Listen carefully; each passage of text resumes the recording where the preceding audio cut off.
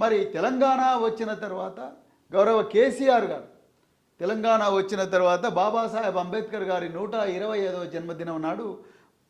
300 గురుకుల పాఠశాలను ఒక్కసారిగా 2 సంవత్సరాల్లోనే 1000 దాదాపుగా 1000 గురుకుల పాఠశాలలుగా చేసి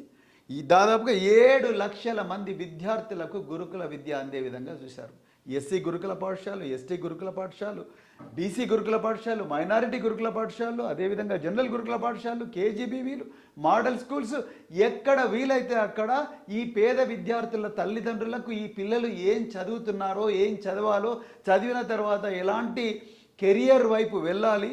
వాళ్ళు పైలట్లు కావాలన్నా, డాక్టర్లు కావాలన్నా, ఇంజనీర్లు కావాలన్నా, సినిమా యాక్టర్లు కావాలన్నా, ఇవన్నీ కూడా తెలిసే పరిస్థితి ఆ పేద తల్లిదండ్రులకు లేదు. ఎందుకంటే తెలంగాణ సమాజం అణచివేయబడ్డది, నాటి